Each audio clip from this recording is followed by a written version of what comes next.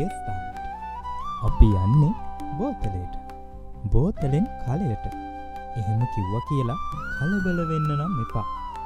මහාමාත්‍ය D.S.. Senanayake මහතාගේ ගම්පියස වුණ බෝතලේ ප්‍රදේශයට අපේ ගමන යෙදෙන්නේ පාරම්පරික ශිල්ප කලාවක වතගොත සොයාගන්න හිතාගෙන.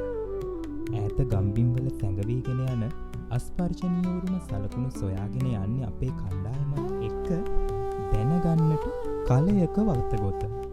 ඉතින් උදේ පාන්දරම මීතු මාසයේ නෙබෙන ඉරටත් ආයුබෝවන් කියාගෙන අපි ගොඩ වුණා රණවීර මාමලාගේ ගෙදරට. මාමලාගේ ගෙදර තියෙන්නේ බෝතලේ පහළගම නාගස් ඇල්ලේ. මිනිසා කියන්නේ හරි අමුතු ජීවියෙක්. මොකද මං එහෙම කියන්න හේතුව ඔවුන්ගේ පරිණාමය සබාදාමයේ විශිෂ්ට ගණයේ නිර්මාණයක් වීම නිසා. හොඳයි. අපි මිනිසාගේ පරිණාමය දෙසට හැරිලා අධ්‍යයනය කළාම ඔවුන් බොහෝ දුරට ගනුදෙනු කරන්නේ සහ කරලා තියෙන්නේ ගින්දරත් එක්ක. මැටි තුල සියුම් දූවිලි අංශු මාත්‍රා බොහෝ ප්‍රමාණයක් පවතිනවා. රන් රිදී අපස් වැනි ඝන ලෝහයන්ට වඩා ප්‍රබල ශක්තියක් මැටිවල තියෙනවා. මැටි කැපීම අඹරා අවශ්‍ය පදමට සැකසීම. මැටි කපද්දී අපිට ඕන විදිහට මැටි කපන්න බෑනේ. මේකට සුදුසු මැට්ටක් තියෙනවා. වැවක, හුඹසක ආදීෙහි මැටි ගන්නවා. මොන වගේ මැට්ටක්ද අපි ගන්න කියලා බැලුවම ගල් වැලි නැති කිරි මැට්ටක් තමයි ඕන වෙන්නේ. නියම මඩ ටික, පස් ටික තෝරගන්න ඕන. අපේ ගම්වල පාරම්පරික කුඹල්කරුවෝ මැටි මූල බීජ කොටගෙන විශිෂ්ට නිර්මාණ ඉදි කරනවා. ඒ අතර සිය අත්දැකීම් හසුරවාලීම ප්‍රබල කරුණක්. ගල්වැලි ආදියෙන් තොර වූ ඇලෙන සුළු රොන් මඩ ඈත අතීතයේ සිටම මැටි වලං වලට භාවිතා කරනවා. හැබැයි මෙහි අන්තර්ගත විද්‍යාත්මක පසුබිම කෙසේ නිර්මාණය වී ඇද්ද යන්න සොයා බැලීම අත්‍යවශ්‍යම කරුණකි. මෙසේ උදැල්ලෙන් කපා වතුර දමා පුරවාගත් මැටි නැවත යන්ත්‍රයකට දමා අඹරා ගනී. පළමු වර මෙන්ම දෙවන වරද අඹරා ගන්නේ ගල්වැලි ආදියෙන් තොර වූ ඇලෙන සුළු මැටි ලබා ගැනීමටයි. අනතුරුව නැවත අවශ්‍ය ස්ථානය කරා ගෙන එන මැටි ගොඩ ගෝණියකින් වසා තබන්නේ වියලීම වළක්වා ගැනීම සඳහායි. හොඳින් පදම් වූ මැටි ගොඩ දැන් හොඳින් මොලොක් සහගතය. මෙන්න මේ වගේ ක්‍රියාදාමයක් තමයි දැන් අපිට බලා ගන්න පුළුවන් වෙන්නේ. අපේ රටේ බොහෝ තැන්වල කුඹල් ප්‍රජාව විසිරී ජීවත්ව පවතිනවා. තම උරුම කර්මාන්තය වූ පාරම්පරික වෘත්තියේ රැඳී සිට තමන්ට හිමි ඥාන ශක්තිය ස්වකීය කර්මාන්තය නිසාම අරමන පාරම්පරික කුඹල්කරුවා දේශීය සભ્યත්වයට මාහෙලි සම්පතක් වටිනාකමක් එක් කිරීමෙන් මෙහි වූ තාත්වික රංගකරණය මතු කර දෙයි. දැන් අපේ මැටි කර්මාන්තය කරන මේ බෝතලේ නාගසැල්ල පාළුවත්ත ගම්මානේ අපි අහලා තියෙන විදිහටත් අපිට හිටපු නායක හාමුදුරුවෝ දැනුවත් කරලා තියෙන විදිහටත් ඉස්සර මේ ගම බෝතලේ නෙමෙයි. මේ ගමට වැහැරගම කියලා තමයි කියලා තියෙන්නේ. එතකොට මේ වැහැරගම බෝතලේ උනේ ගෝඨාභය රජතුමා අනුරාධපුරයේ ඉඳලා අත්තනගල්ලට යන්න බෝධි මේ සිරිමා හාමුදුරුවන්ගේ අංකුරයක් ඇදපු බෝධින්නාථෙක් රැගෙන පිරිවරත් එක්ක අත්තනගල්ලට යන්න ආපු ගමනේදී රෑබෝ වුණ නිසා මේ වැහැරගම නතර වෙලා තියෙනවා. රාත්‍රී කාලයේදී නතර වුණු මේ වැහැරගම ඊට පස්සුවදා පාන්දර අත්තනගල්ල බලා පිටත් වෙන්න හදද්දී අර රැගෙන ආපු බෝපැලේ මුල් ඇදලා තිබිලා තියෙනවා. ඒ නිසා ගෝඨාභය රජතුමා තීරණය කරලා තියෙනවා මේ මුල් ඇදපු බෝධින්නාථේ මෙතන රෝපණය කරලා විහාරස්ථානයක් කරන්න ඕන කියලා. ඊට පස්සේ රජතුමා මේ ගෝඨාභය රජතුමා ඒ බෝධින්නාථ එතන රෝපණය කරලා බෝතලේ විහාරය ගොඩනගලා තියෙනවා. ගෝඨාභය රජමහා විහාරය. ඒ බෝධිය මුල් ඇදපු නිසා අර බෝපැලේ මුල් ඇදපු නිසා බෝපැලේ බෝතලේ වුණා කියලා තමයි ඉතිහාසයේ සඳහන් වෙන්නේ. මැටි කර්මාන්තය සඳහා යොදා ගන්නා සරල අත්‍යන්ත්‍රය තමයි සක්පෝරුව. සකපෝරුව මත තබන මැටිගුලිය වෘත්තාකාරව භ්‍රමණය වෙනවා. මෙහිදී කාන්ති නැන්දාගේ අතැඟිලි දක්වන්නේ මනා දස්කමක් විස්කමක්. අත්දැකීම් පරිපූර්ණත්වය හමුවේ ඊට නොදෙවෙනිව දෑංගිලි රටා මැවීම මත ඉදිකෙරෙන මැටි වළඳ භාවාත්මක කලාගාරයක්. අවශ්‍ය හැඩතලය ඇඹීමට ජලය ස්වල්ප වශයෙන් විටින් විට ගෙන ඇඟිලි තුඩු අත්ල කාවද්දා නිර්මාණයෙහි යෙදීමෙන් මේවායෙහි නැවුම් සුන්දරත්වය මතු කර දෙනවා. දැන් එළඹෙන්නේ භාජනයේ පතුල සකස් කරගන්න වේලාව. ලී වලින් සකසාගත් අත්ලෑල්ල සහ හොඳින් ඔපමට්ටම් වූ තරමක් සවිමත් ගල් කැටයක් භාවිතා කරනවා වළං තලා ගැනීමට. කලය අවශ්‍ය නිසි පදමට ප්‍රමිතියට සකස් කර ගැනීමට මෙම උපකරණ භාවිත කරනවා. පෝරණුව දක්වා ගෙන යාම, අසුරා ගැනීම, පිටමැටි ගෑම, ගින්දර දැල්වීම. දැන් අපි මැටි ගන්නේ වයඹ පළාතෙන් තමයි. මේ පස්නාහිර පළාතේ මැටි අඩුයි. වයඹ පළාතෙන් තමයි මැටි ගන්නේ. ඔය කටුපත, ඒ ගම් කටුපත, වාරිය කොළ, බාංගදෙනිය, ඔය නිකවැරටිය, ඒ වගේ වයඹ තමයි මැටි තියෙන්නේ. එහෙන් තමයි මැටි අපි කපලා ගේන්නේ. ඉතින් මැටි ගේන්න සෑහෙන වියදමක් යනවා. ඒ මැටි ගෙනස්ලා මෙහෙන් කලවම් මැටි මෙහි තියෙනවා. ඒ කලවම් මැටි වලට කලවම් කරලා තමයි හදන්නේ. දැන් ඒ කලවම් මැටි තනිකර මැටි වලින් වලන් නිෂ්පාදනය කරන්න අමාරුයි. තනිකර මැටි වලින් වලන් නිෂ්පාදනය කළොත් වලන් පුපුරනවා ගැහෙනවා. දැන් මෙහි තියෙන කලවම් මැටි මේ මැටි වලට 100% ගැලපෙනවා. මේ දර වලන් ගෑස් එකේ තියන්න පුළුවන් හොඳ මේ ශක්තිමත්ව නිෂ්පාදනය කරන්න පුළුවන්. හරි දැන් අපි උදේ ඉඳලම මේ මැටි කර්මාන්තය සම්බන්ධව තමයි කතා කරේ. මැටි කර්මාන්තය සම්බන්ධව තව විස්තර ටිකක් අපිට දැනගන්න පුළුවන්. ඒ කියන්නේ දැන් මැටි කර්මාන්තය පටන් ගන්න කොහොමද? ඒ වගේ අර අතීත කතාව මේ ගමේ කොහොමද ඒක ඉස්සෙල්ලාම පටන් ගන්නේ?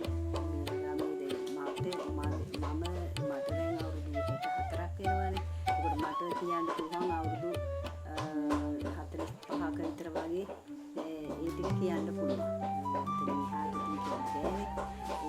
දැන් මම තේරෙන කාලේ ඉඳලම මේ ගමේ නැටි ඉස්සර ඇත්තටම නැටි වලින් ගෙනාවිත් නැහැ. ඔය ඈතින් ගෙනාවිත් නැහැ. මේ ළඟ ළඟින්ම හොයාගෙන ඇවිල්ලා ගමේ මිනිස්සු නැටි අරගෙන ඇවිල්ලා කොටාගෙන ට්‍රැක්ටර් වල දාගෙන ආවා. ඉස්සර වෙලා නම් ඔය කඩ පාවිච්චි කරලා තියෙනවා. ඒවා අවශ්‍ය නැහැ. ඊට පස්සේ දැන් ඊට පස්සේ තමයි ඔය ට්‍රැක්ටර් වලින් ඊට පස්සේ බොටු වලින් ගෙනල්ලා අපි ඔය දැන් ඉස්සර නම් ඉතින් සුළුෙන් කරගත්තේ ඒ වගේ නෑනේ. ඒ හින්දා ඔය සාමාන්‍යයෙන් මේ ගුලි පෙලන් කියන්නේ ඒවෙන් මේ 10 12ක් වගේ අරගෙන ඒවා හදලා මේ ඔය පරණ සකපෝරුවේ ඉදි කරලා ඔය පොඩියට වලන් කෑලි 50ක් 100ක් වගේ හදාගෙන පොඩි වලම් පෝරණයක් හදාගෙන ඒකේ පුච්චලා ඔය පොළට එහෙම අරගෙන ගිහිල්ලා ඒ වගේ එහෙම තමයි ඒ කාලේ තිබුණේ. දැන් නම් ඉතින් අර දැන් ඉතින් ආර්ථික පැත්තෙන් ඉතින් ටිකක් දියුණුවනේ. ඒ හින්දා දැන් මේ වෙනකොට දැන් මේ ලොකු මහා පරිමාණයෙන් කරනවානේ. දැන් ලොකු වාහන වලින් ගෙනල්ලා ඉවරලා මෙටි ගෙනල්ලා අපි මෙටි 20ක් විතර වගේ ලොකුට අඹරලා ඊට පස්සේ අපි ඉතින් දැන් මේ සතියකට 400කට වගේ කෑලි මෙටි කරලා හදලා හදනවා. දැන් ඉතින් අර ඉස්සර වගේ නෙමෙයි. ඉතින් අර දැන් තාක්ෂණයත් එක්ක දියුණු වෙන්න ඉතින් ඒ ටික වැඩියෙන් කරගන්න පුළුවන්. ඒකයි අර පාරම්පරික ඉඳලා එනකොට තියෙන තත්ත්වය මේ වෙනකොට තියෙන තත්ත්වය. අතීතයේ ඉඳලා වර්තමානය වෙනකන් මැටි කර්මාන්තේ මේ ගම ඇතුලේ තියෙන තත්ත්වය තමයි ඒක. හරි. දැන් අපි අධ්‍යයනයක් වශයෙන් අපි කරන්නේ මැටි කලය සම්බන්ධව. එතකොට දැන් මැටි කලය දැන් අපි නිර්මාණය කරන විදිහ උදේ දැක්කා. ඒක තලලා වේලලා අවසාන පුලුස්සලා නිර්මාණයක් විදිහට අපි ගාවට එන විදිහ අපි දැක්කා. ඒකේ දැන් අර කිව්වනේ භාවනාවක් වගේ කියලා මේ. එතකොට ඒකත් එක්ක ගැබ් වෙච්ච තාක්ෂණයක් ඇති. ඒ කියන්නේ කලය නිර්මාණය වෙන තාක්ෂණයක්. ඒ සම්බන්ධව අපි පොඩ්ඩක් දැනුවත් කරමු. ඒ සම්බන්ධව කියන්නේ මං කිව්වේ තේට ප්‍රධානම කාර්යය හිත කියලා. ඔව්. දැන් ඇත්තටම අපි වළඳක් නිර්මාණය කරනකොට අපිට දැන් හිතෙනවනේ මේ දැන් මේ කලගෙඩි වගේ හදන්න ගත්තොත් කලයක් නිසා අපි දැන් කලේ නිර්මාණය කරුවේ කලයක් හදන්න අවශ්‍ය නිර්මාණයේ හිතේ ඇඳිනවා. ඒ ඇඳිලා අපි එතකොට ඒකට කලයට තමයි හිත යොමු කරලා කලයක් හදනවා. ඊට පස්සේ ඒකට වමනා ප්‍රමාණයට මෙටි ටික බඳුන උඩට අරගෙන ඒක කලගෙඩියක් නිර්මාණය කරලා ඒක නිමා කරලා ඉවරලා ඊට පස්සේ තමයි අර වේලුම් කරන්න දවස් 3ක් විතර යනවා. ඊට පස්සේ වේලුම් කරලා ඉවර වෙලා ඒක කලගෙඩිය විදිහට අතින් හදලා ඒක කලයක තියෙන හැඩය ගන්න ඕන අපි අතින්. ඒක එතකොට ඒ කලයට ගන්න හැඩය අරගෙන ඒක නිර්මාණය කරලා ඉවර වෙලා දවස් 2ක් විතර යනකොට ඒකේ නිමාවක් දකින්න පුළුවන්.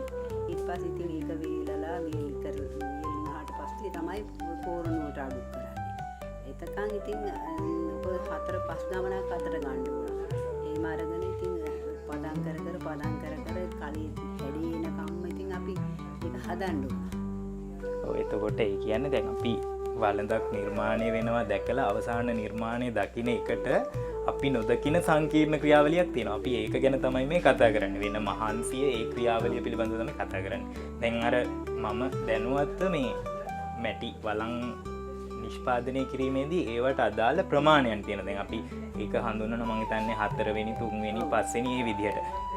එතකොටත් අර හිතේ මිම්ම සහ අතේ හැකියාව තමයි තියෙන්න ඕනේ.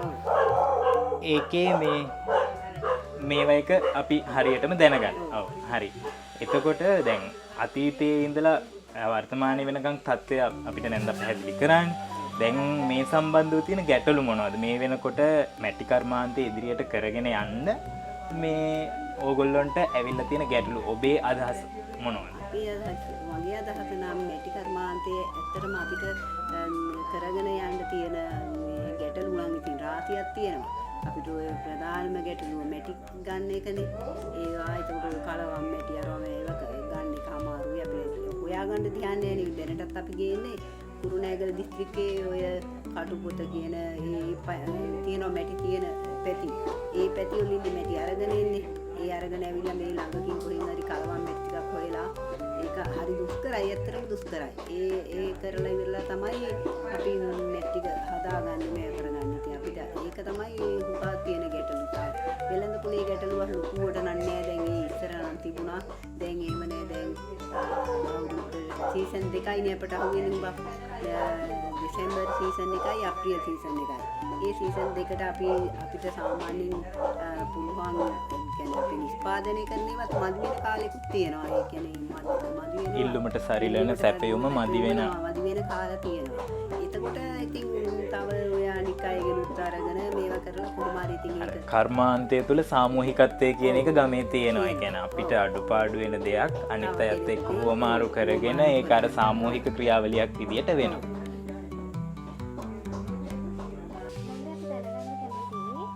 කුඩා කර්මාන්තයක් විදිහට ව්‍යාප්ත වෙලා තියෙන මේ මැටි කර්මාන්තය සඳහා වර්තමානයේ මොන වගේ වෙළඳපොළක්ද හැදිලා තියෙන්නේ කියන එක. අපිට ගොඩාක් වෙළඳපොළ ගොඩක්ම වෙන්නේ අප්‍රේල් වලටයි දෙසැම්බර් මාසෙටයි තමයි. ඊට පස්සේ ඉතින් සාමාන්‍ය විදිහට වෙළඳාම තියෙනවා. අර ගොඩක් වෙළඳාම යන්නේ මේ අප්‍රේල් වලට ජනවාරි වලට අලුත් අවුරුද්දට ගොඩක් අය වළම් පාවිච්චි කරන්නේ. ඒතකොට ඉතින් හොඳ එකක් තියෙනවා. දෙසැම්බර් මාසෙට අර ජනවාරි පන්දර කිරිපත් හදන්න මුට්ටි වැඩිපුර යනවා. මේ අප්‍රේල් වලට ඉතින් අනිත් හැම සියලු වගේ යනවා කිරිපත් වල මුට්ටි හැමදේම ගන්නවනේ අලුත් අවුරුදු වලට වල. ඒ දෙක තමයි අපිට ගොඩක්ම වෙළඳාම වැඩියෙන්ම තියෙන්නේ. ඊට පස්සේ ඉතින් සමෝය ටික යනවා අර ගොඩාක්. දැන් නේද බෝතල ගම්මානයේ පුරාම මැටි කර්මාන්තය ව්‍යාප්ත වෙලා තියෙනවා. දැන් මේ හදන මැටි භාණ්ඩවල නිශ්චිත මිල ගාණක් තියනවද නැත්නම් මිල ගණන් වෙනස් වීමක් වෙනස් වෙනවා අවුරුද්දකට වගේ. අපි දැන් ගෙවල් වලට ඇවිල්ලා වෙළඳ ගන්නවා. ඒ වෙළඳ ගන්නේ වළං 100ක් 40000ට කියලා එහෙම ගන්නෙ.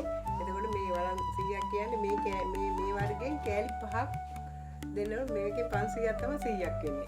අන්න එහෙම එකක් තියෙනවා. ඒක හින්දා මේකේ 5ක් එහෙම තියෙනවා. ආයිතා මීට ටිකක් ලොකු එක තියෙනවා. ඒකෙන් 400ක් තමයි 100කට දෙන්නේ. කෑලි 4ක් එක වළඳකට දෙන්නේ. එහෙම දීලා තමයි රුපියල් 40000ට ඒ වෙළඳ අපෙන් ගන්න.